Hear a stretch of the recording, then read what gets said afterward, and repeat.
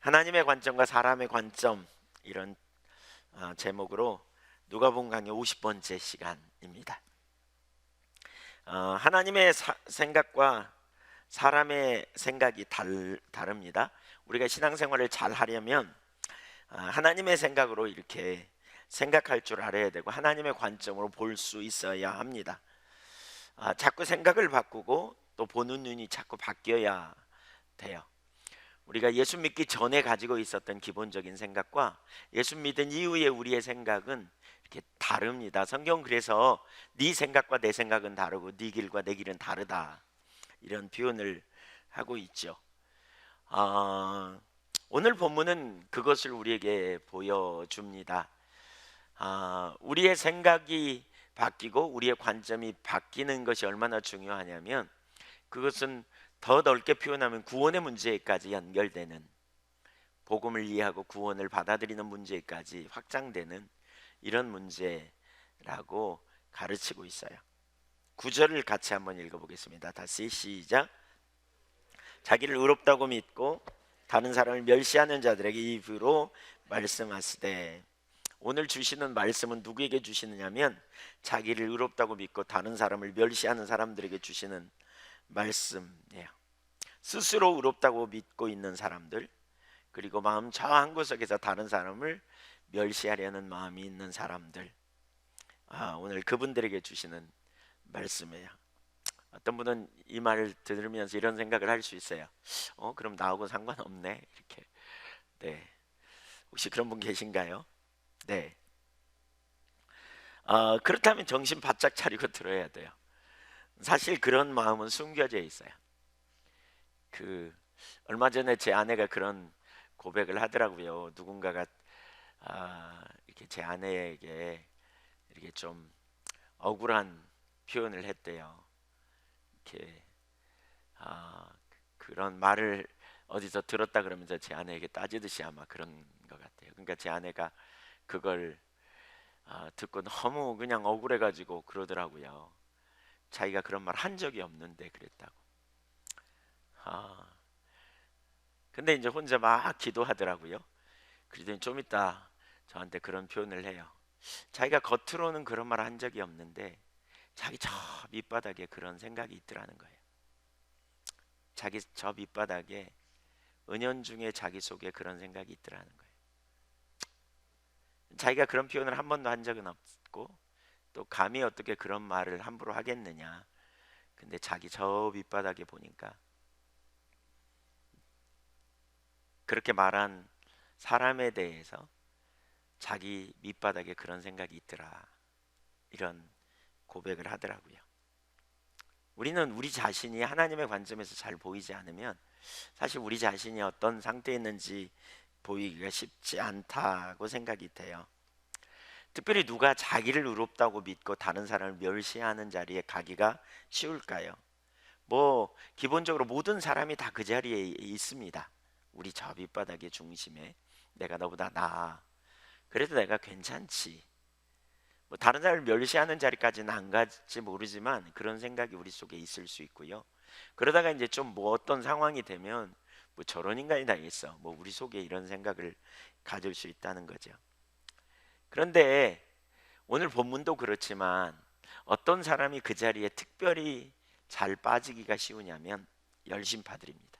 성실한 사람들, 말씀대로 살아가려고 굉장히 애쓰는 사람들, 나름대로 분명한 자기 기준을 가지고 성실하게 그 말씀대로 살기 위해 힘쓰고 애쓰는 사람들, 이런 사람들은 주변에서 인정받을 가능성이 높고, 특별히 자기 자신에 대해서 나름대로 잘하고 있다고 이렇게 자부심도 가질 수 있습니다.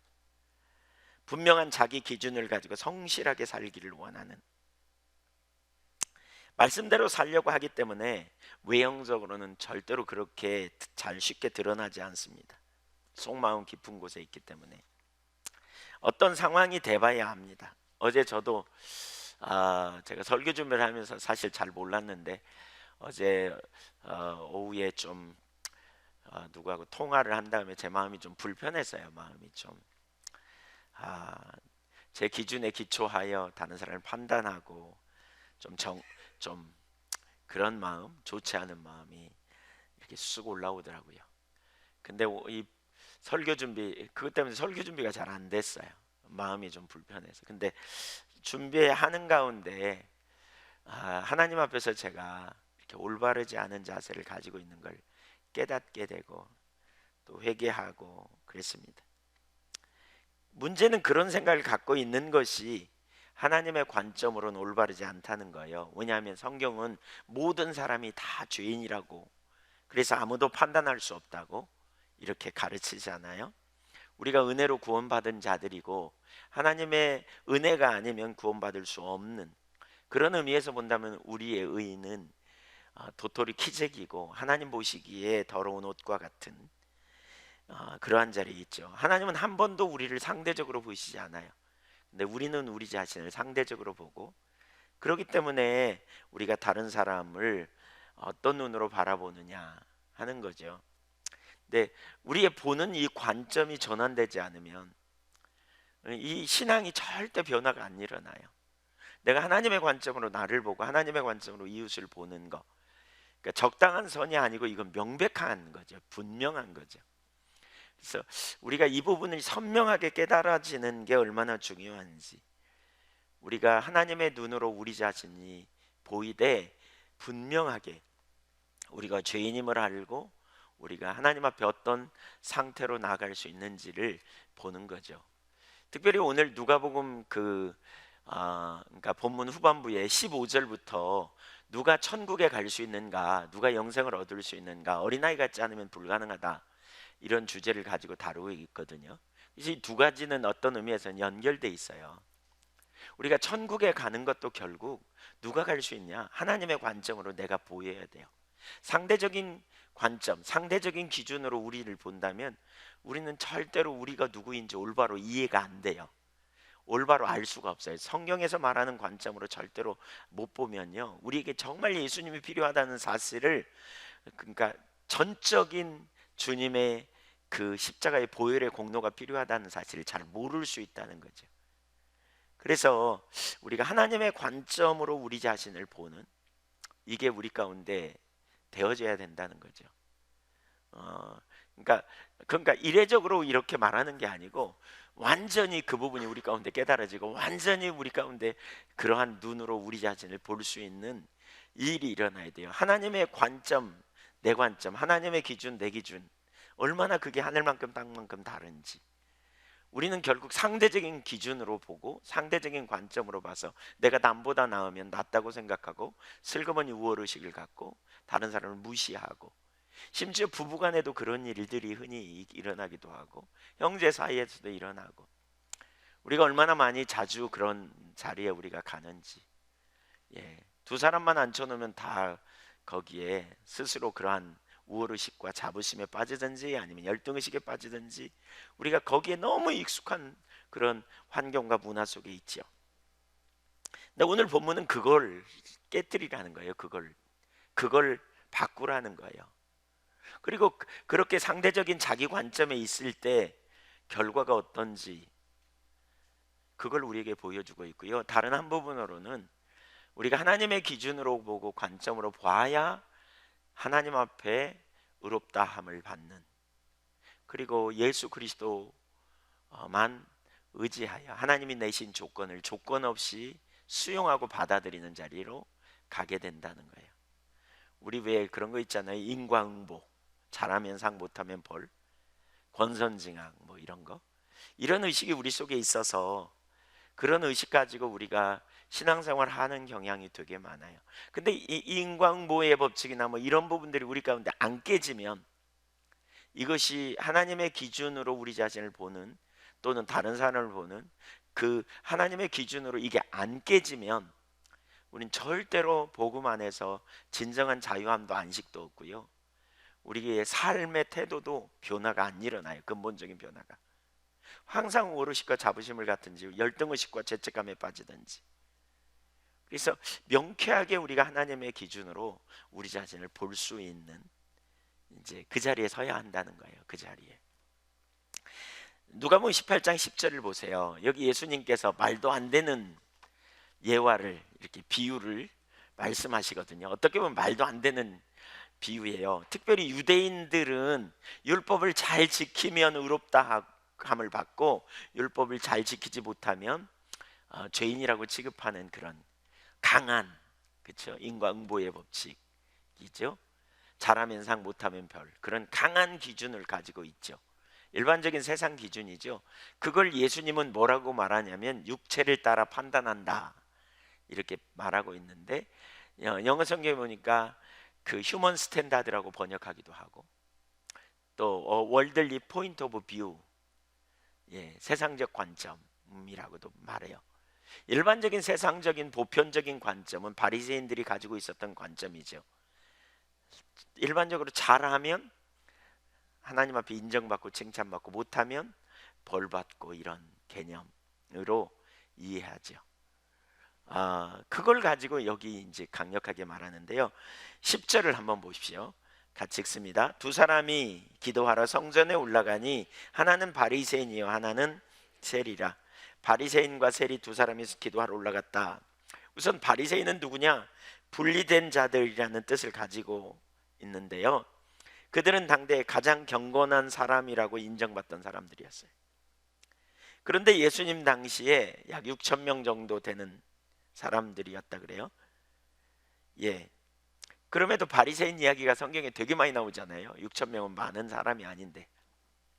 왜냐하면 바리새인들이 항상 예수님 옆에 주로 있었거든요. 열심파였어요. 그들은 하나님 알기를 원하는 그런 자들이었기 때문에 예수님과 많은 논쟁을 하기도 하고, 또 그들은 상당히 사람들에게 영향력을 미쳤어요. 사람들이 다 그들은 경건을 대변하는 사람들, 매우 귀한 사람들, 이렇게. 그래서 자기들은 신앙생활 잘하고 있다고 여긴 사람들, 또 다른 사람들이 그렇게 여겼어요. 하나님만 잘 믿기로 작정하고 철저히 율법을 잘 지키려고 했던 사람들이에요. 아무나 바리새인이 된 것이 아니에요. 그들은 서약하고 시험을 통과해야만 바리새파로 받아주는, 그러니까 아무나 바리새인 되기로 해서 된 게 아니고요. 그들은 서약을, 율법을 지키기로 서약하고요, 몇 년의 시험을 거친 다음에 그걸 통과해야 바리새파 사람이 됐어요. 그러니까 굉장한 우월의식과 자부심을 가지고 나름대로 경건을 대변하는 그런 사람들이었어요. 철저히 말씀대로 살려고 하는. 반면에 기도하러 간 사람 다른 한쪽에는 세리가 있어요. 당시 이스라엘은 로마의 속국에 속해 있었고요. 그래서 직접 세금을 거두면 반발이 일어나니까 유대인들을 임명하여서 세금을 거두게 했어요.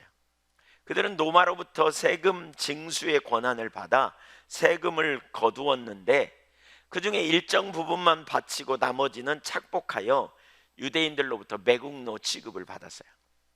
유대인들이 아주 싫어했어요. 그들을. 그래서 이스라엘 사람들은 유대인들을 아주 싫어했고요.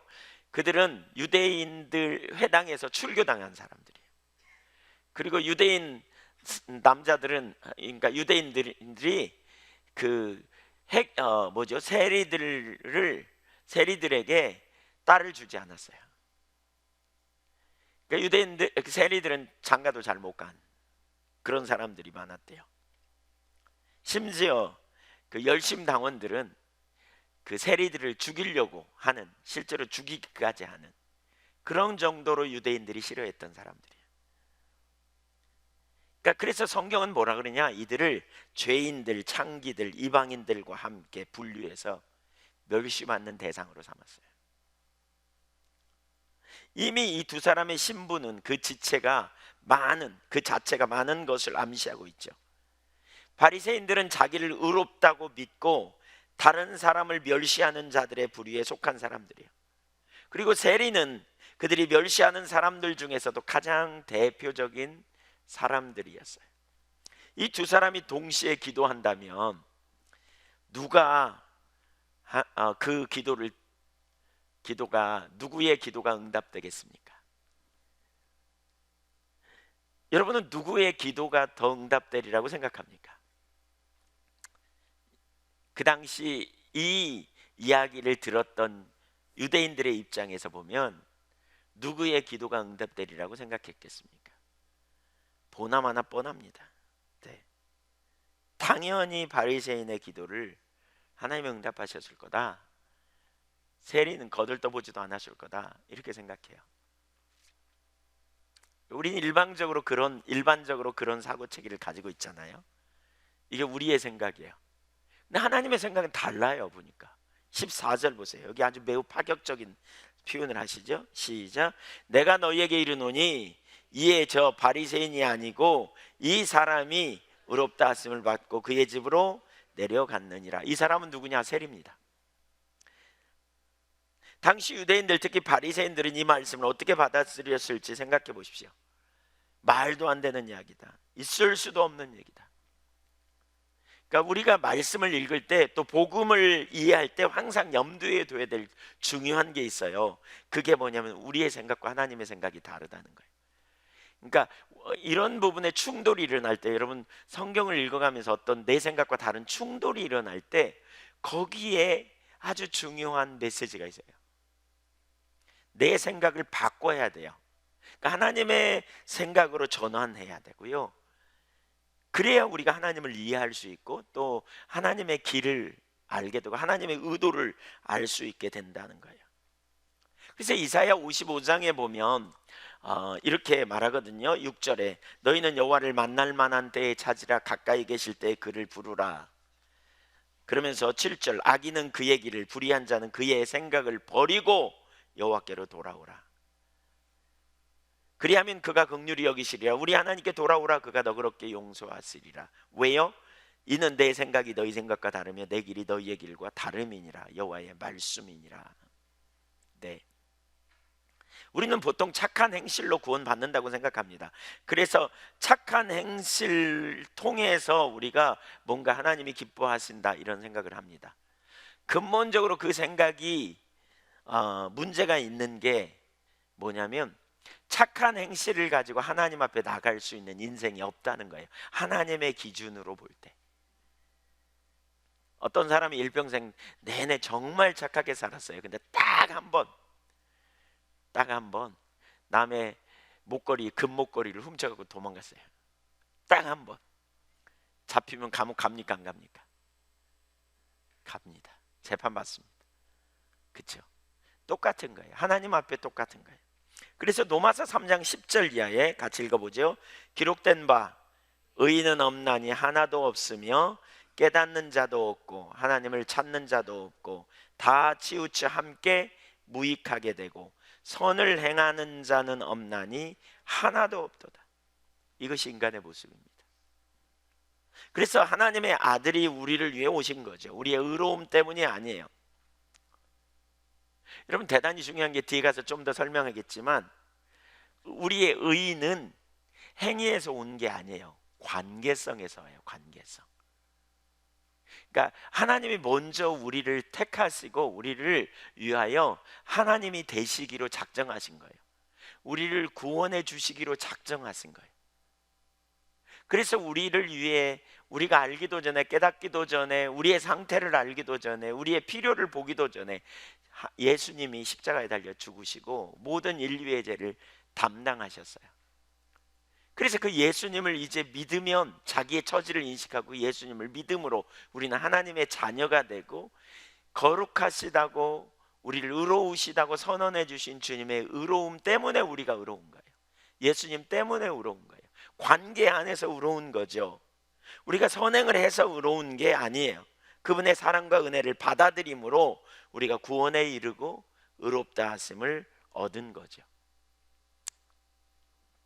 이제 좀 더 들어가서 두 사람의 기도를 좀 더 내용을 살펴볼까요? 지금 우리는 하나님의 관점과 하나님의 기준과 우리의 기준이 다른 것, 이걸 우리가 볼 필요가 있다, 이 부분을 나눴고요. 계속해서 우리 자신이 하나님의 기준으로 변화돼야 된다, 관점으로 자꾸 바뀌어야 된다 그랬습니다. 이 바뀌는 게 되게 중요합니다.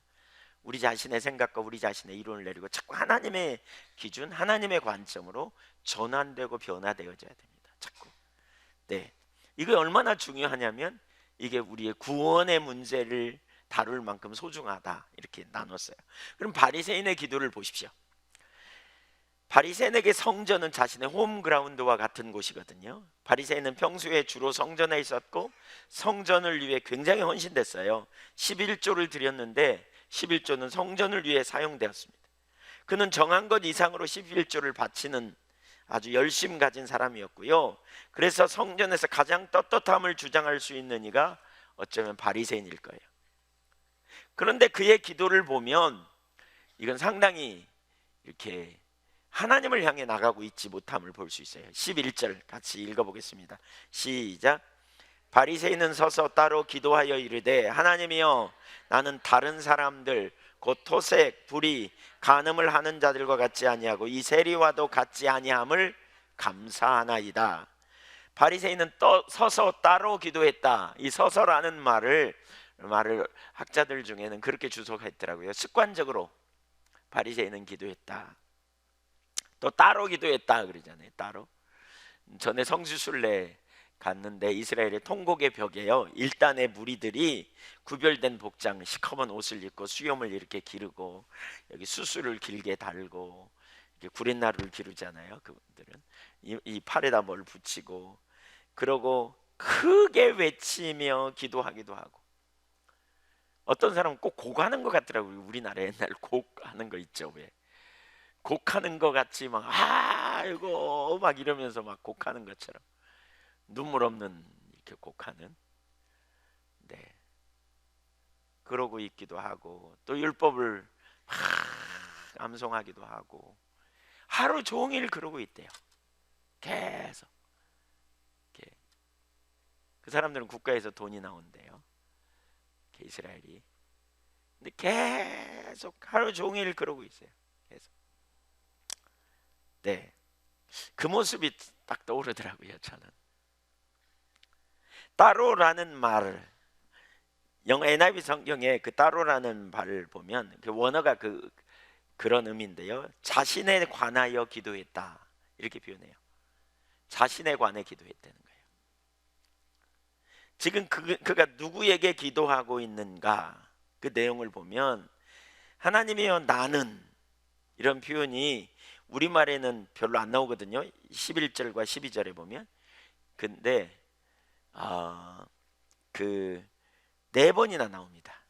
원어에 보면 4번이나 나와요. 나는 이런 사람입니다. 하나님, 나는 이런 사람입니다 라고 반복적으로 이렇게 표현합니다. 나는. 그는 사람을 의식하면서 기도하고 있습니다. 다른 사람과 비교하여 자신은 잘하고 있다고 기도합니다. 상대적인 그 의인의식이죠. 저 사람보다 내가 낫습니다, 이런 상대적인 의인의식을 가지고 기도합니다. 누구 들으라고 하는 것인가? 거기 보면 사람에게 보이려고 하는 기도입니다. 곧 자기를 높이는 기도입니다. 사람에게 보이려고 하면 절대로 하나님 기쁘시게 할 수 없어요. 사람의 눈을 의식하면요, 하나님께 순종하는 게 불가능해요. 그래서 누가복음 16장 15절에 예수님이 이렇게 말하죠. 너희는 사람 앞에서 스스로 옳다 하는 자들이나 너희 마음을 하나님께서 아시나니 사람 중에 높임을 받는 그것은 하나님 앞에 미움을 받는 것이니라. 마태복음 6장에도 보면 그런 표현이 있잖아요. 너희가 회당 내거리에 서서 사람에게 보이려고 기도하지 마라. 바리새인들이 그렇게 많이 기도했다는 거예요. 하나님 앞에 하는 기도가 아닙니다. 자기를 스스로 높이는 자랑입니다. 그가 하나님을 의식하고 기도했더라면, 그분의 전지하심 앞에 섰다라면 절대 이렇게 기도할 수 없었을 거예요. 하나님의 전지하심, 우리의 모든 것을 다 하시는, 생각과 마음과 행동을 다 하시는 하나님 앞에 선다면 그렇게 기도해서는 안 되죠. 그렇죠? 순간순간 다 하시는 하나님 앞에, 하나님 앞에는 우리가 겸손하고 외통함으로 나가야 하는 것이지요. 바리새인은 사람에게 보이려고 했다는 거예요. 사람을 의식하면서 기도하는, 우리가 기도할 때 하나님 앞에서 해야 되는데 사람에게 보이려고 하는 기도는 절대로 합당하지 않은 거죠. 또 바리새인의 또 다른 문제는 뭐냐? 비교의식입니다. 비교의식. 여러분 이거 정말 심각하죠. 우리 얼마 전에 교만에 대해서 살필 때 교만은 뭐라고요? 비교의식에서 나오는 우월감이 교만이다 그랬잖아요. 우리가 비교 의식에서 나오는 우월감, 열등감도 마찬가지죠. 이 비교 의식은 심각한 문제예요. 비교 의식에 빠지는 게 왜 심각하냐면요, 비교 의식을 자꾸 갖는 사람은, 잘 생각해 보세요. 비교 의식을 갖잖아요. 누구와 자꾸 비교해요. 이 사람은 자신의 정체성이 없어요. 내가 누구인지 잘 몰라요. 어떤 사람 앞에 섰더니 내가 저 사람보다 나은 것 같아. 그러면 뭐예요? 우월의식과 자부심으로 붕붕 떠요. 저 사람보다 못한 것 같아. 그러면 열등의식에 사로잡혀요. 자기 정체성이 없어요. 자기 정체성이.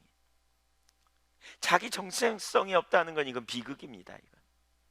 왜 우리가 건강하지 못하느냐? 내가 누구인지 몰라서 그렇습니다. 내가 하나님 앞에서 어떤 존재인지 몰라서. 그렇게 되면 항상 비교, 항상 남의 눈을 의식하고 항상 쫓기게 돼요. 안일함에 빠지든지 쫓기든지 눌리고 자유함이 없는 거죠. 이 비교의식이 되게 무서운 이유가 거기 있어요. 영적인 영역에서도 마찬가지예요. 우리가 다른 사람을 비교하고 서게 되면 하나님 앞에서 하나님의 관점으로 내가 누구인지를 놓치게 되는 거죠. 하나님의 기준으로 내가 누구인지를 놓치게 돼요. 내가 누굽니까? 하나님 앞에서 그분의 기준으로, 그분의 관점으로 보면 내가 죄인이었고, 그런 나를 위해 하나님이 독생자를 아끼지 않고 내놓으셔서 내가 그분의 사랑받는 자녀가 됩니다. 그래서 나는 그리스도 안에 있는, 난 더 이상 정죄함 없어요. 난 그리스도 안에 있어요. 이 말이 무슨 얘기예요? 비교의식이 내려진 거예요. 열등의식도 내려졌고, 죄의식도 내려지고, 죄책감도 내려지고, 주님 안에 있는 거예요. 난 주님 안에 있어요. 나의 정체성은 그리스도 안에 있어요. 더 이상 아담 안에 있지 않고 육체 안에 있지 않고. 그래서 내가 연약하지만 주님이 나를 위해 십자가에 달려 죽으심으로 나를 너무너무 사랑하신 그 사랑 안에 우리가 있는 거죠. 하나님의 눈으로 자신을 보지 못하게 된 가장 주된 요인은 비교의식이에요. 다른 사람과 나. 여러분 속에 그게 있지 않은지 우리가 살펴봐야 돼요. 내가 다른 사람에 비해서 어떤가. 자꾸 우리는 그걸 비교하잖아요. 누구보다 비교해가지고 내가 못하면 왠지 밀리는 느낌이고, 내가 나으면 우월의식과 자부심에, 자만심으로 우리가 빠지는 경향이 있고, 이게 이제 심각한 문제를 가져와요. 사실 우리가 그 자리에 있다면 그게 하나님의 기준이 아닌 것을 발견하고 서야 돼요. 이 바리새인이 갖는 의로움의 근거가 뭐냐? 12절입니다. 12절. 나는 일회에 2번씩 금식하고 또 소득의 11조를 드리나이다 하고 일주일에 2번이나 금식했대요. 하나님께서 율법에 말씀하신 것보다 더 많이 하고 또 모든 소득의 11조를 드리되 철저하게 드려요. 대단히 열심히 했어요. 그 자체가 매우 소중한 것이지요. 문제는 그것을 하나님 앞에 자기의 의로 여겼다는 거예요. 그는 하나님의 은혜를 알지 못하는 대신에 자신의 공로를 붙드는 거죠. 하나님을 사랑함으로 우리가 어떤 의식을 지키고 하나님을 그 은혜 아래 있기 때문에 우리가 기쁨으로 헌신하고 봉사하는 자리로 우리가 서는 거죠. 네, 하나님을 존중히 여기는 마음으로 우리가 하나님을 기쁘시게 하는 삶으로 서는 거죠. 그건 당연히 우리가 해야 될 일이에요. 근데 그걸 내 의로 여기는 것은 합당하지 않은 거죠. 합당하지 않은 거예요. 그건 절대로 합당하지 않죠. 그건 그냥 내가 할 일을 했을 뿐이에요. 우리 얼마 전에 무익한 종이라 하라 이렇게 말하잖아요. 할 일을 했을 뿐임에도 불구하고 우리는 그걸 안 알아주면 시험 들고, 우리는 지분의식을 가지고 있고. 그래서 그날 설교가 끝났더니 어떤 분이 오셔서 저한테 그러시더라고요. 시어머니가 용서가 잘 안 됐는데 내가 하나님의 관점에서 보니까 죄인이었고 구원받았고 내가 할 일을 했을 뿐인데 인정 안 해주는 것 때문에 내가 너무너무 시험에 들었었다고. 근데 보니까 그것이 얼마나 잘못된 것인가 하나님 앞에서. 인간적으로 보면 맞지요. 내가 잘하는데 왜 나한테 잘못해? 맞지요. 근데 하나님의 관점으로 보니까 그게 아니더라는 거예요. 그게 우리가 하나님의 관점으로 우리 자신을 올바로 바라보는 게 얼마나 중요한지 몰라요. 그럼에도 불구하고 자기가 의롭다고, 그것 때문에 자기를 의롭다고 여기고 다른 사람을 멸시합니다. 은혜를 알지 못하면 대신에 자신의 공로를 붙드는 이 사고가 있으면요, 계속 우리는 더 잘하려고, 더 열심히 하려고 굉장히 헌신하고 굉장히 노력하죠. 그런데 그런 사람은 항상 피곤합니다. 지칩니다. 자유함이 무엇인지 잘 모릅니다. 열심히 하지만, 그럼에도 또 다른 한편으로는 다른 사람을 판단하고 정죄한, 그는 자기를 엄청 의롭다고 생각했습니다. 그런데 주님은 전혀 그렇게 말하고 있지 않습니다. 반면에 그가 멸시한 사람, 세리의 모습을 보십시오. 바리새인의 모습에서 우리가 기도에서 두 가지를 볼 수 있다 그랬어요. 이걸 다시 정리하고 가면, 하나는 뭐예요? 사람 앞에 보이려고 했어요. 기도를 사람 의식하면 안 돼요. 누구 앞에서 해야 되냐? 기도는 하나님 앞에서 해야 돼요. 또 두 번째, 그가 가진 문제 중에 하나는 이렇게, 그러니까 비교 의식에 빠졌던 거죠. 비교 의식에 빠지는 거가 바리새인의 신앙적인 문제였다. 그 기도의 문제였다. 네, 하나님의 기준으로 보면 이 두 가지는 절대로 합당하지 않은 거죠. 그가 굉장히 열심히 했지만 결국 비교 의식에 빠지고, 그 굉장히 열심히 했지만 사람에게 보이려고 하는 그 배경이 있었다. 반면에 세리의 기도는 어떤가? 세리는 성전의 유지를 위해 돈을 내거나 거두는 사람이 아니라 노마를 위해 돈을 거두고 자기를 위해 돈을 쓴 사람입니다. 성전 유지의 입장에서 보면 세리는 성전을 위해 한 일이 없습니다. 오히려 성전을 허는 일을 한 그런 사람이라고 할 수 있어요. 그가 성전 안에 들어와 있어요. 어쩌면 사람들이 그렇게 말할지 몰라요. 아이고, 저 사람이 어떻게 여기 왔냐, 뭐 저런 인간이 여기 와 있냐, 이렇게 했을지도 몰라요. 그런데 세리는 어떻게 하나님 앞에 기도했는지 13절을 보겠습니다. 시작. 세리는 멀리 서서 감히 눈을 들어 하늘을 쳐다보지도 못하고 다만 가슴을 치며 이르되, 하나님이여 불쌍히 여기소서, 나는 죄인이로소이다 하였느니라. 멀리 서서 기도했대요. 멀리 서서, 바리새인과 멀리 떨어져서. 바리새인은 성전 안뜰에 아마 섰던 것 같고요, 세리는 성전 바깥뜰에는 여인들의 뜰이 있고 그 뒤에 이방인의 뜰이 있어요. 이방인의 뜰, 아마 거기 서서 기도했던 것 같다, 이렇게 볼 수 있어요. 하늘을 우러러 보지도 못하고, 그 말은 뭐예요? 자기 자신이 얼마나 심각한 죄인인지 자각하고, 그리고 가슴을 쳤다. 치며라는 단어가 헬라어 시제상 미완료형이에요. 그러니까 반복적으로 가슴을 쳤다, 그 말입니다. 그러면서 뭐라고 기도했느냐? 주여 나를 불쌍히 여기소서, 하나님이여 불쌍히 여기소서, 나는 죄인이로소이다. 하나님이여 불쌍히 여기소서.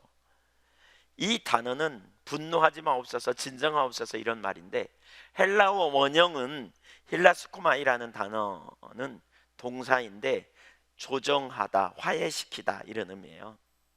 이 단어는 신약 성경에 두 번만 나와요. 두 번만. 근데 이 단어의 의미가 뭐냐면 히브리서 2장 17절에 보면 이렇게 사용되고 있어요. 그러므로 그가 범사에 형제들과 같이 대심이 마땅하도다.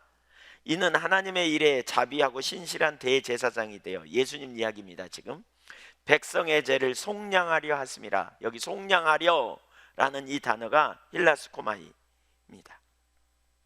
이것은 십자가의 희생으로 말미암아 하나님과 인간 사이를 화목하게 만드신 그리스도의 대속 사역을 묘사하는 데 사용되고 있습니다.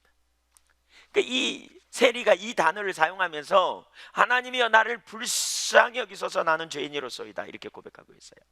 헬라스코마이라는, 속량해 주세요. 하나님, 저는 도저히 하나님 앞에 나갈 어떠한 의로움도, 어떤 선함도, 어떤 내놓을 만한 거리도 없어요. 하나님이여 저는 죄인입니다. 오직 하나님의 긍휼만 제게 필요합니다. 하나님의 그 속량하시는 역사, 저를 용서해 주시는, 속죄해 주시는 역사만 저에게 필요합니다. 이렇게 지금 고백하고 있어요. 자신이 얼마나 심각한 죄인인지, 자신이 얼마나 처절하게 형벌받아 마땅한 죄인인지, 그래서 자기를 구원해 달라고 이렇게 구하고 있습니다. 그는 지금 철저히 바리새인과 다른 모습을 우리에게 보여줍니다. 그는 사람을 의식하지 않습니다. 그가 만약 사람을 의식했다면 여기 오지도 않았을 거예요. 그렇죠? 거기가 어디라고 와? 사람들이 자기를 인정해주고 분위기가 뭔가 환영해주는 분위기면 우리가 가고 싶어 하잖아요. 근데 그는 사람의 눈을 의식하지 않았습니다. 그는 하나님 앞에서 섰습니다. 또한 그는 상대적인 비교 의식에 있지 않습니다. 세리도 나름대로요, 성전에 올 만큼 되면 나름대로 괜찮은 삶을 산 부분도 있을 거예요. 하나님, 제가 저 바리새인만 못하지만 그래도 하나님 저도 잘한 거 있거든요 이러면서 나올 수도 있어요. 근데 그는 자기의 잘한 모습 하나도 말하고 있지 않아요. 그는 상대적인 기준이 아니라 절대적인 하나님의 기준으로 자기를 인식하는 거죠. 주여 나를 불쌍히 여기소서. 감히 고개를 들 수조차 없는 하나님의 불쌍히 여기심, 오직 하나님께서 그의 죄를 덮으심으로 진노를 옮기시는 것, 그것만이 그가 바랄 수 있는 유일한 소망이었어요. 어떤 소망도 없는 자신의 죄를 인정하고 주님의 공도 아니면 어떤 소망도 없음을 인식하고 나가는 거죠. 그래서 하나님의 긍휼만을 의지하는, 이게 성경이 말하는 진정한 회개입니다. 회개하고 복음을 믿으라 이렇게 말하잖아요. 근데 거기 회개는, 진정한 회개가 바로 전에 나눴죠. 세 가지가 있다고. 하나는 뭐예요? 내가 정말 심각한 죄인이구나를 자각하고, 두 번째는 아무리 노력해도 내 힘으로 벗어날 수 없음을 인식하는 거고, 세 번째는 그래서 우리 하나님의 긍휼이 아니면 안 되는 것을 알기에 주님을 찾아 나가는 것. 이게 회개의 개념이라고요. 우리가 하나님 앞에 그러한 모습으로 회개하는 거예요. 그런 모습. 상대적인 관점에 있으면 절대로 이런 회개 불가능합니다. 왜냐하면 나보다 잘하는 사람도 있지만 나보다 못하는 사람도 부지기수예요. 어떤 의미에서 보면 내 행위를 가지고 나가면 내가 잘한 모습도 있다는 거죠. 그래서 여러분, 우리가 하나님의 관점을 가져야 될 중요한 이유가 여기 있습니다. 하나님의 눈을 가져야 될 이유가 여기 있습니다. 우리가 하나님 앞에 서고 오직 하나님의 은혜 아니면 안 되는 걸 깨달아야 될 중요한 이유가 여기 있어요. 진짜 하나님 은혜가 내가 필요한 인간이구나. 오직 예수 그리스도만이 유일한 처방임을 발견하는 것도 여기서 가능해요. 여기서 그는 더 이상 사람도 의식하지 않고, 그는 하나님 앞에서 자기를 세우고 하나님의 관점으로 자기를 보았고 비교하지 않았습니다. 철저히 하나님의 관점에서 자기를 보면서 자기가 얼마나 심각한 죄인지를 깨닫고, 그는 자기가 한 어쩌면 구제를 조금이라도 했을 수도 있어요. 찔리니까 나쁜 짓도 하지만 한편으로 그거 갖고 구제도 좀 했을 수도 있어요. 잘 모르겠어요. 안 할 수도 있겠지만 어쨌든 근데 그거 붙들지 않습니다. 그는 그래서 주님의 은혜를 구하고 갈망하며 나아갑니다. 바로 천국은 이런 사람들의 것이라는 거예요. 이런 사람들. 그래서 15절 이하가 이렇게 말하죠. 15절 이하를 다시 읽어보죠. 15절 이하 같이 읽겠습니다. 17절까지. 사람들이 예수께서 만져주심을 바라고 자기 어린 아기를 데리고 오매 제자들이 보고 꾸짖거늘 예수께서 그 어린 아이들을 불러 가까이 하시고 이르시되 어린 아이들이 내게 오는 것을 용납하고 금하지 말라. 하나님의 나라가 이런 자의 것이니라. 내가 진실로 너희에게 이르노니 누구든지 하나님의 나라를 어린아이와 같이 받아들이지 않는 자는 결단코 거기 들어가지 못하리라 하시니라. 하나님의 나라를 어린아이같이 받아들이지 않는 자. 어린아이는 순수해서 그런 게 아니고요, 어린아이처럼 받아들이지 않으면 결단코 못 간다는 거예요. 여러분, 여기 뭐예요? 어린아이는 그냥 엄마가 주는 거 그냥 받잖아요. 그냥 내가 잘했기 때문에 밥 먹고 못했기 때문에 밥 못 먹고, 이게 아닙니다. 그냥 주는 대로 받습니다. 그냥 주는 대로. 이게 어린아이 같은 거예요. 어떻게 이게 가능하냐면 하나님의 관점이 열려야 가능해요. 하나님의 눈으로 나를 봐야 가능해요. 자기의가 충만해서 우리는 자기 의로 다른 사람을 정죄하고 판단하는 자리에 서게 될 때 그것이 얼마나 자기 의로 남게 되는지. 그렇다고 우리가 정의를 무시하지 말라는 말이 아니에요. 저는 정의를, 우리가 정의에 대해서 생각하고 우리가 약한 자를 돕고 섬기는 것, 그건 너무너무 성경적이죠. 정의를 무시해서는 안 됩니다. 불의와 타협해서도 안 됩니다. 절대로. 그러나 우리 마음 안에 그것을 판단하고 정죄하는 자리에 서면서 나는 슬그머니 내가 너보다 나아, 이런 의식을 갖는 것 자체가 올바르지 않다는 거예요. 왜냐하면 그런 의식을 가지면 우리가 하나님 앞에서 내 모습을 정직하게 대면하지 못하기 때문에 하나님의 은혜가 무엇인지, 우리가 하나님이 내신 유일한 소망이신 예수 그리스도가 무엇인지, 그리고 우리는 그 은혜로 구원받은 자로서 우리가 다른 사람을 긍휼히 여기고 불쌍히 여기되 나보다 남을 낮게 여기는 자리까지 갈 수가 없다는 거예요. 어린아이같이 이런 사람은 자신을 의식하지 않습니다. 자신의 기준과 자기의 열심을 붙들지 않고 긍휼을 붙드는 자들, 주님이 내신 길을 붙드는 자들이 하나님 나라에 합당한 자예요. 천국에 가면 누구만 있겠어요? 천국에 가면 다툴 일이 있겠어요? 그러면 사실 복음을 올바로 이해하게 될 때 우리가 그 자리에 간다는 거예요. 여러분, 이걸 분명히 인식하는 게 필요해요. 우리가 예수님을 믿는다고 말하지만 여전히 우리의 의로 다른 사람을 판단하고 정죄한 자리에 있는 게 하나님의 은혜를 계속해서 의지하고 구하는 삶으로 살지 못하는 주된 이유이기도 해요. 전 천국에 어떤 사람들이 있을까 생각해 봐요. 천국에서 비교 의식 해가지고 열등 의식, 내가 너보다 나아, 이런 의식, 천국은 없을 거예요. 없어요. 없다는 말은 무슨 얘기예요? 그런 사람 못 간다는 말이에요. 행위로 구원받는다? 그게 아니에요. 예수 그리스도를 믿는다는 말은 바로 그런 의미라는 거예요. 천국에 죄책감 눌리고 천국에서 우월의식 갖고 천국에서 교만 떨고 이런 사람 있을까요? 이런 관점에 보면 없어요. 천국은 없어요. 적당한 수준에서 우리가 볼 게 아니고요, 이게 선명하게 보여야 돼요. 인식돼야 돼요. 하나님의 눈으로 우리 자신을 보고 그 기준으로 우리 자신을 보는 거예요. 바리새인이 얼마나 의롭고 당당합니까? 바리새인이 얼마나 우리 인간의 눈으로 보면 공의롭습니까? 세상의 눈으로 보면 이게 정의롭고 이게 올바른 것 같죠. 하나님의 공의는 그분의 기준에 맞느냐 맞지 않느냐의 차이예요. 근데 그분의 기준을 만족시킬 인생이 아무도 없기 때문에 우리가 의롭다함을 받는 것은 오직 예수 그리스도를 믿음으로 받아들일 때만 가능한 거죠.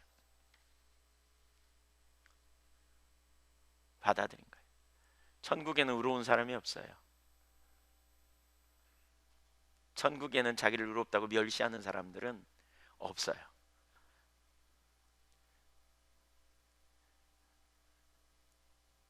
오늘 이 말씀을 통해서 제가 자꾸 강조하죠. 우리가 이걸 분명히, 하나님의 관점을 분명히 우리가 인식하는 게 중요하다니까요. 복음의 능력을 상실하는, 놓치는 주된 이유가 여기 있어요. 자꾸 상대적인 관점으로 나를 보는 거예요. 상대적인 눈으로 나를 보고 상대적인 눈으로 나를 보니까 다른 사람을 우리가 우습게 평가하고 너무 쉽게 평가하고 그리고는 그 다음에 아이고 내가 또 그랬네, 그리고 아무렇지도 않게 생각해. 여러분, 그걸 끔찍하게 생각해야 돼요. 그걸 심각한 죄로 여기고 하나님 앞에 회개해야 돼요. 그걸 심각한 죄로 여기고 하나님 앞에 회개해야 된다니까요. 그건 나로 하여금 하나님과 동행하는 삶을 방해하고 나로 하여금 하나님의 은혜를 거두게 하는 왜곡된 자리에 있는 거기 때문에, 그러한 모습에 민감하게 끊임없이 회개하는 것이 우리가 예수 그리스도를 굳게 붙드는 삶이에요. 예수 그리스도만 의가 되는 삶이에요. 그게. 그런 자리에 우리도 모르게 판단하고 정죄하는 자리에 서는 게 얼마나 올바르지 않은지.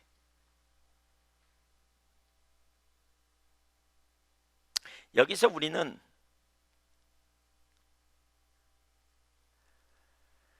어, 예수님의 평가를 다시 한번 읽어보죠. 14절 시작. 내가 너희에게 이르노니 이에 저 바리새인이 아니고 이 사람이 의롭다 하심을 받고 그의 집으로 내려갔느니라. 무릇 자기를 높이는 자는 낮아지고 자기를 낮추는 자는 높아지리라 하시니라. 예수님 바리새인을 향해 저 바리새인이라 이렇게 말하죠. 보세요. 이 사람은 벌써 바리새인은 자기가 예수님과 가깝다고, 하나님과 가깝다고 생각했는데 예수님은 저 바리새인이라 그래요. 예수님 지금 어디에 있어요? 그 다음에 뭐라 그러냐면 이 사람이라고 표현해요. 여기 놀라운 두 가지를 여기서 읽어내면 좋을 것 같아요. 하나는 뭐예요? 더 이상 세리라고 부르지 않아요. 예수님이 이 사람이라 그래요. 그 신분의 변화가 일어난 거예요. 그 정체성의 변화가 일어났어요. 이 사람이래요. 이 사람. 그리고 이 사람이라는 말은 가까운 거죠. 가까운 거죠. 저 사람과 이 사람 누가 더 가깝습니까? 애통하는 기도죠. 바리새인의 기도는. 마태복음 5장에 보면 애통하는 자는 복이 있나니 저희가 위로를 받을 것이요. 위로라는 말이 하나님께 가까이 이끌림을 받는다, 그런 표현입니다. 애통하는 자는 하나님께 가까이 가요. 주님, 강도가 이렇게 고백하잖아요. 주님, 제가 십자가에 달려 죽기에 합당합니다. 당신의 나라에 일 때 나를 기억하소서. 그랬더니 오늘 내가 너와 함께 낙원에 있으리라 그러잖아요. 그런 자에게 주님은 오세요. 그런 자에게, 애통하는 자에게 오세요. 상한 심령을 가지고 나아가는 자에게 주님은 오시지요. 그래서 우리가 주님과 동행하는 삶의 비결도 바로 여기 있어요. 하나님의 기준으로 나를 보면서 하나님 앞에 애통하는 거죠. 내가 또 그 자리에 가 있구나. 깊이 애통하며 에이 또 한번 그랬네. 그리고 무심코 넘기지 마세요. 그런 모습을 여러분 미워하셔야 돼요.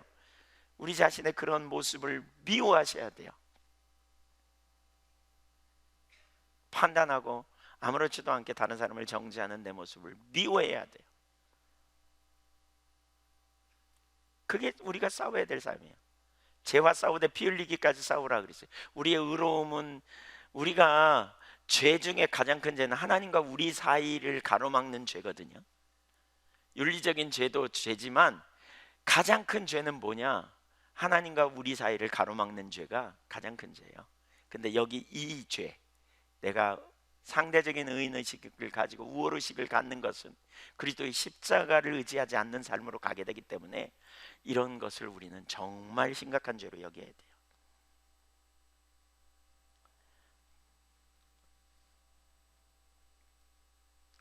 당시 바리새인들의, 당시 사람들의 인식에는 세리는 죄인입니다. 예수님이 말씀하시는 의인의 기준이 다릅니다.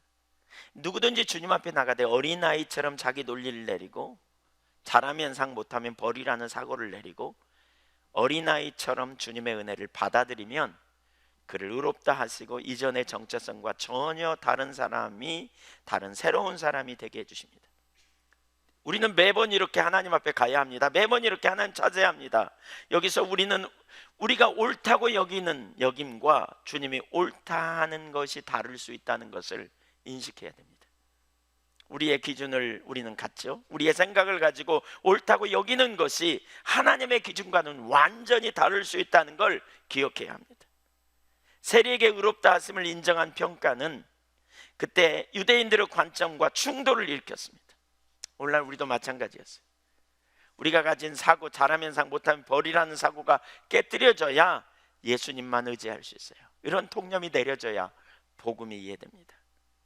그런데 그런 그 자기의가 강한 사람일수록 그런 통념을 깨기가 참 어렵습니다. 우리가 의로운 건 우리 행실 때문이 아니죠. 우리의 의로움은 관계적 개념이에요. 주님과 새로운 관계로 들어가는 거예요. 의로우신 주님이 의롭다 해주시니 의로운 거예요. 우리가 할 일은 그 주님 앞에 겸손히 서며 심령의 가난함과 애통함으로 주님을 구하는 자리로 나가야 돼요. 이 세리는 자기가 죄인임을 인정하고 하나님의 자비와 긍휼이 얼마나 필요한지 철저히 인정했습니다. 이것이 의롭다함을 얻는 비결입니다. 이게 복음이에요.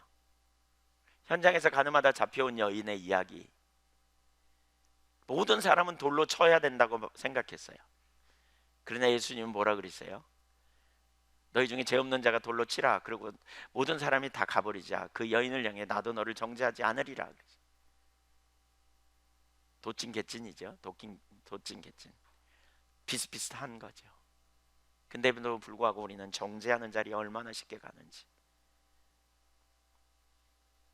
베드로를 찾아 그 요한복음 21장에 보면 예수님을 3번이나 부인하고 난 후 부활하신 주님을 만났음에도 불구하고 죄책감에 소명도 잃고 옛날 직업으로 돌아간 베드로를 예수님이 찾아가시죠. 그리고 예수님 베드로를 향해 묻습니다. 요한의 아들 시몬아, 너 나 사랑하냐? 3번이나 묻습니다. 3번째 뭐라 그럽니까? 주께서 아시오니, 내가 주를 사랑하는 줄 주께서 아시오니. 그는 자기의 실패를 아시는 주님의 사랑, 주님의 은혜를 붙들었습니다. 그것이 관계로 인한 의로움입니다. 관계를 의지한 의로움.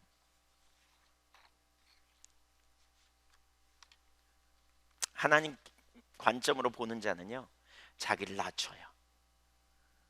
자기를 낮춰요. 하나님을 의식하고 하나님을 구하죠.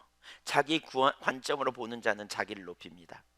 자기를 붙들고 자기를 의롭다고 믿고 다른 사람을 멸시하는 자리에 서게 됩니다.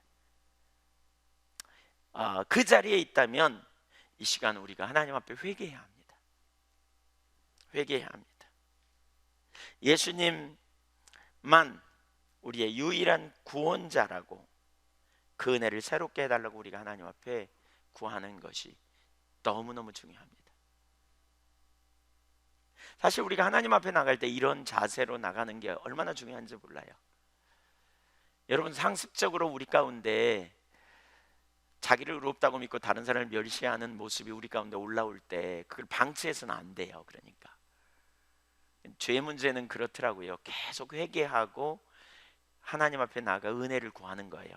계속 회개하고, 그리고 주님의 은혜를 계속 구할 때 그게 극복되어져요. 이걸 하고 내가 또 그렇네, 뭐 남들도 다 그래, 그러니까 난 예수님이 필요해, 이렇게만 말하면 안 돼요.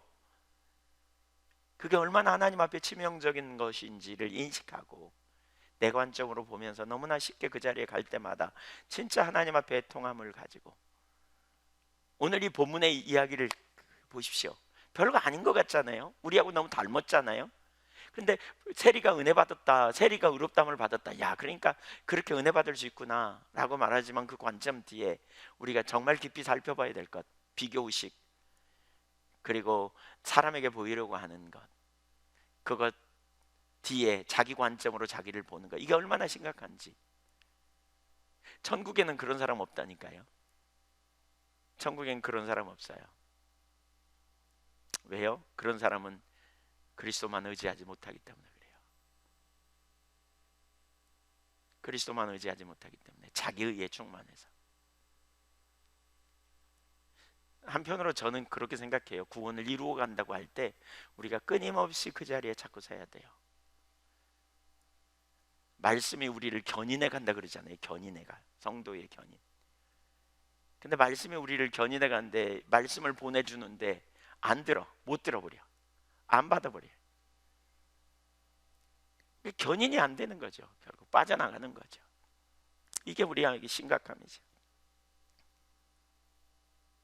겸손하게 그런 자리에 있다면 우리가 회개하고요, 회개하고 그런 우리를 구원하신 주님의 은혜가 얼마나 놀라운지 상대적인 관점으로 자기를 보는 거 그만두고 그리스도를 의지하여 주 앞에 서는 그런 믿음의 종들이 다 되기를 주님의 이름으로 축원합니다. 시편 66편에 보면 그런 표현이 있거든요. 여호와께서 이와 같이 말씀하실 때, 오늘 하늘은 나의 보좌여 땅은 나의 발판이니 너희가 나를 위하여 무슨 집을 지으랴? 내가 안식할 처소가 어디랴? 하늘은 하나님의 보좌고 땅은 발판이다. 그러면 우주 만물은 하나님 거다. 그래서 하나님이 모든 것을 지으셨다. 근데 이스라엘 백성들이 성전 지어놓고 하나님은 거기 계시다고 생각하고 거기 와서 습관적인 예배를 드리는, 형식적인 예배를 드리면서 자기들은 잘 가고 있다고 생각하는, 그걸 강력하게 사실 이사야 66장 전체가 그걸 다루거든요. 집중적으로 그 문제를 다뤄요. 그러면서 이렇게 말해요. 2절, 나 여호와가 말하노라, 내 손이 이 모든 것을 쥐었으므로 그들이 생겼느니라. 그러면서 세 가지를 말해요.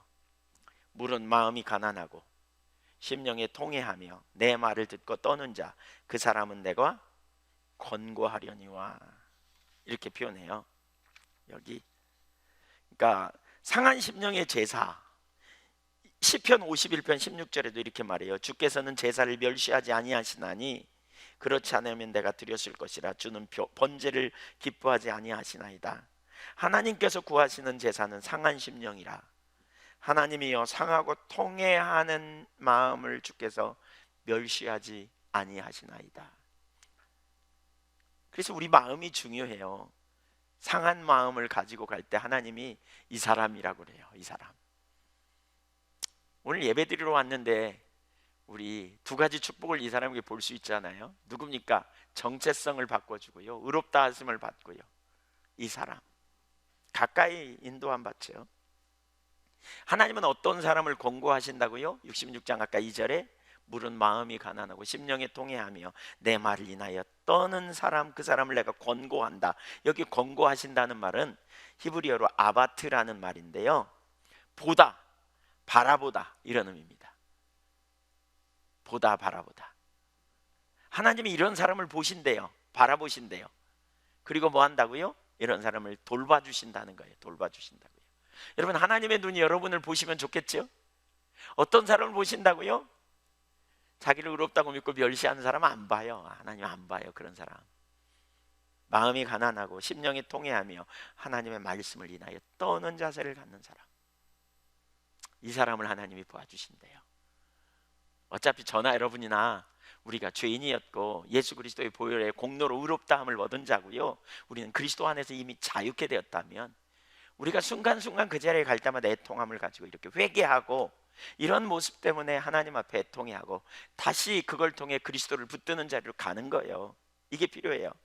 마음이 가난하다는 말은 뭐예요? 자만심과 교만으로 가득한 마음과 대조되고 자신에게는 죄의 문제를 해결할 능력이 없음을 깨닫고 하나님의 긍휼을 갈망하는 심령, 이게 가난한 마음이에요. 통회하는 심령은요, 상한 영혼이라는 의미인데 불순종과 불신앙에 자주 빠지는, 또 교만에 자주 빠지는 자신의 모습을 보면서 주님의 은혜 없이는 안 되는 것을 고백함으로 주님을 찾는 마음, 주님을 향해 믿음으로 간구하는 마음, 이게 애통하는 마음이에요. 통회하는 심령.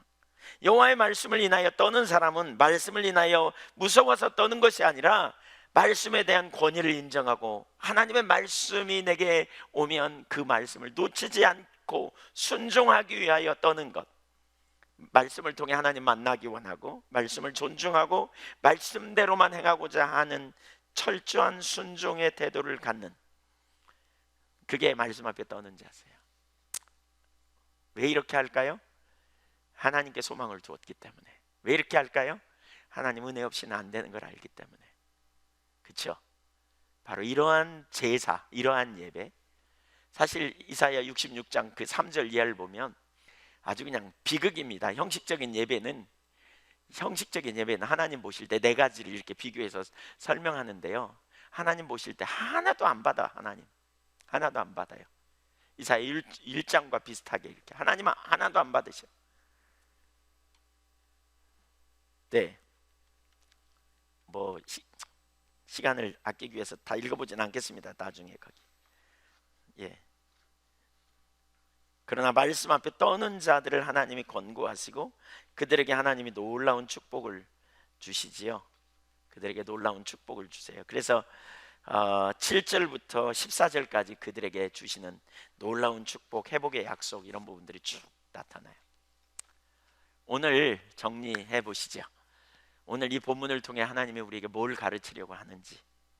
우리의 생각과 하나님의 생각이 다르다. 우리의 관점과 하나님의 관점이 다르다. 신앙은 계속해서 뭐다? 내 관점을 내리고 하나님의 관점으로, 내 생각을 내리고 하나님의 생각을 자꾸 받아들이는 게 신앙이다. 우리는 예수 믿기 전에 우리의 생각이 있다, 우리의 관점이 있다. 그걸 성경은 월들리 매너, 또는 월들리 뭐죠? 휴먼 스탠다드 혹은 뭐 월들리 포인트 오브 뷰, 인간적 관점 이런 게 있다는 거예요. 근데 이런 관점이 자꾸 내려지고 조정해야 돼요. 근데 그 관점을 우리는 너무나 쉽게 나 예수 믿으면 천국 가 이제 나 됐어 이러고 너무나 쉽게 놓는데 그것이 특별히 오늘 본문은 뭘 가르쳐요? 그것이 우리의 구원의 문제까지도 연결이 있다 이렇게 지금 다루고 있는 거예요. 하나님의 기준으로 우리를 보는 이게 너무너무 중요하다. 바리새인은 하나님의 기준으로 자신을 못 보니까 사람에게 보이려고 했고 비교 의식에 자꾸 빠졌고 그렇죠? 자기 행위 붙들고 갔고 반면에 세리는요 내놓을 거 한 개도 없는 진짜 인간적으로 볼 때는 그야말로 저주받아 마땅한 죄인이지만 그러나 하나님의 긍휼을 의지하여 오직 하나님의 긍휼 그 구속의 은혜 유일한 구원자이신 하나님의 은혜 없이는 안 되는 걸 깨닫고 왜 하나님의 관점으로 봤거든요 자기를. 그는 하나님 앞에 섰거든요. 거룩하신 하나님을 인식하고 섰거든요. 그 앞에 섰더니 내놓을 게 아무것도 없는 그 앞에 섰더니 정말 심각한 상태인 걸 인식하는 그래서 하나님을 향해 긍휼히 여겨달라고 구하고 나갔더니 하나님이 이 사람이라고 칭함받고 의롭다함을 받고 그런 축복을 경험한 거예요. 그리고 천국은 바로 이런 자의 것이라는 거예요. 이런 자의 것. 제가 그걸 묵상하다 그런 생각이 들었어요. 천국에는 자기를 의롭다고 하고 다른 사람 멸시하는 인간들은 못 가겠구나, 없겠구나. 이거 뭘 의미해요? 제가 예수 믿으면 천국 가는 걸 부인하는 말이 아니에요. 이거 뭘 의미해요? 그만큼 심각하게 그런 우리의 본성을 우리가 미워해야 한다는 거예요. 내가 내 관점으로 또 나를 바라보고 있구나. 이거 철저하게 미워하고 철저하게 이거 내리고 하나님의 기준으로 우리가 서서 그래야 하나님 앞에서도 우리가 세리처럼 기도하고요. 그래야 이웃을 향해서도 우리가 판단하고 정죄한 자리 서지 않고 그래야 우리가 주님 앞에 그쵸? 그 상한 심령을 가지고 갈 때 그쵸? 온전한 예배자로 서게 되고 그쵸? 그런 마음 없는 예배 이사야 66장에서 그런 마음 자세 없이 드리는 예배를 개의 목을 꺾음과 같고 우상에게 재물을 갖다 바치는 것과 똑같다 막 이렇게 말하거든요. 자기중심적으로 돌아간 상태. 그래서 우리가 그러한 중심의 자세를 가지고 하나님 앞에 서야 되겠다 하는 것입니다. 그러한 상태를 용납하지 말고 그런 부분을 깊이 회개하고 그렇게 자꾸 하면 우리의 관점이 자꾸 바뀔 거예요. 하나님 앞에서 왜 우리가 하나님의 임재가 인식되지 않냐면 자꾸 이런 걸 놓아놓으니까 방치해 두니까 그런 것 같아요. 우리 중에 아마 거의 예외 없이 그럴 거요.